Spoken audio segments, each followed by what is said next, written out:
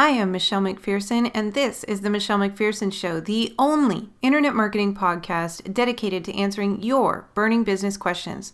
Find us and submit your own questions at FromIdeaToEmpire.com. And now for today's episode. Hi, Michelle. I was just wondering if I'm not sure how Pinterest works. I wanted to get some ideas about how I can use Pinterest to help promote my brick and mortar business. It's actually a brick and mortar consulting business, and I was wondering if are you supposed to start by just posting pictures, or should you start by making friends or gathering a network? What's most important? What's the first way of doing this? And how do you set up the categories properly? I'm really lost with Pinterest, as with a few other of the social media things. Thanks. Take care. Hey Mark, I'm glad to see that more and more folks are getting bit by the Pinterest bug. It's actually a really great source of traffic, and in fact, for many of our sites, it's the number one source of traffic. It's above Google, it's above Facebook, it's above Twitter. So how do you get started with Pinterest? The first thing, of course, you open an account. You're going to set up maybe 5 to 10 boards that are related to your marketplace or that are things that your market would also be interested in. So, for example, if you were curating, you said that you consult for small businesses, brick and mortar. So you would maybe make a board about merchandising. Even though that isn't something maybe that you directly consult about, it would be interesting to small businesses with brick and mortar stores, right? So you're going to create a set of 5 to 10 boards that are interesting to your marketplace, even if all 5 or 10 of them are not exactly what you are selling or what you advise about, because you want to attract a following, and you can't do that by only talking about yourself and your own interests and what you provide all the time. No one wants to hear that. So that's why we kind of create a wider breadth of interesting boards as opposed to a very narrow one. Then you need to seed those boards with a bunch of content, right? Again, if somebody comes to your profile and it's only got a couple of boards and there's only a couple of pins in each of those boards, why would they follow you? They don't know what you're really about at that point, and it doesn't look like there's a lot to offer at that point. So you need to go through and find other pins on Pinterest and repin them onto your own account.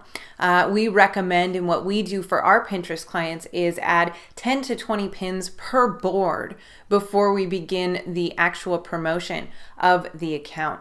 So seed all your boards with content before you get started in the next stage. The next stage is going out and following interesting people on Pinterest that are related to your niche. Now, when you repin content from people as you did to seed your boards, you're going to see people coming to your profile, checking it out, maybe repinning your stuff because they've been notified of your presence when you repinned their pin.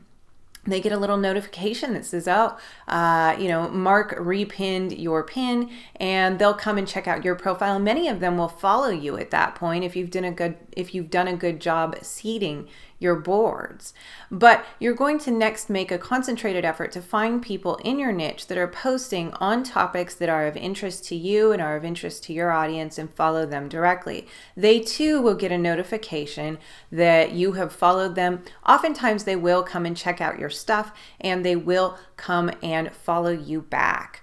And then begins the daily promotional process. And Pinterest is really nice because about 90% of the content is really just repins from other people. So you're not expected to come up with 20 new things to pin every single day to populate your account. All you've got to do is log into Pinterest and then repin other people's content. People, like we said, are going to get that notification. They're going to come and check out your stuff. They may or may not follow you back. Oftentimes they do, but what they will do many times is see what you've pinned recently and repin it themselves, and thus start spreading your content throughout the Pinterest ecosphere. The most important thing with Pinterest is volume. That means that you're pinning quite a bit. One pin a day isn't going to do it. And number two is consistency. So you've got to be doing this every single day. The good news is that it doesn't take a lot of time out of your day. The other good news is that if you just don't have time to do it yourself, you can, of course, outsource it to our team of experts.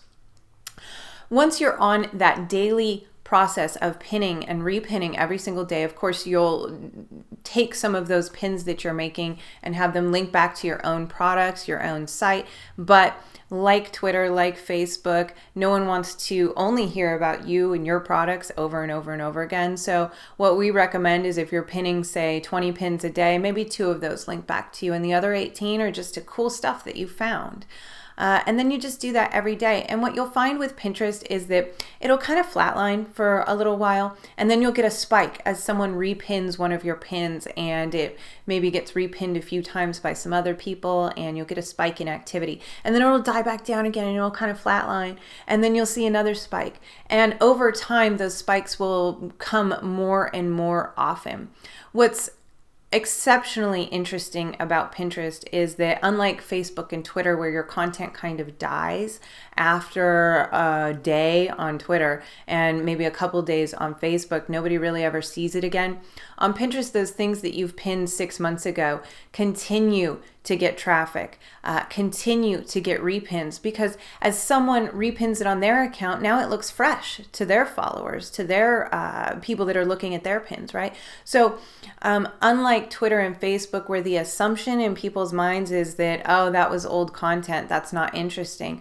Pinterest doesn't have dates associated with it the way that those other sites do. And the way that people's feeds populate with new pins makes your content appear on top. People repin it, and it just lives on and on and on and on and on. And it's really incredible, and it's the only source of traffic that I've seen that does that. As your pins live on, as you continue to pin every day, it really does reach a point of critical mass where, you've got the upward trend, and it's almost a self-perpetuating machine. Those pins that are already existing out there just continue to generate more repins for themselves, which then generates more traffic for you.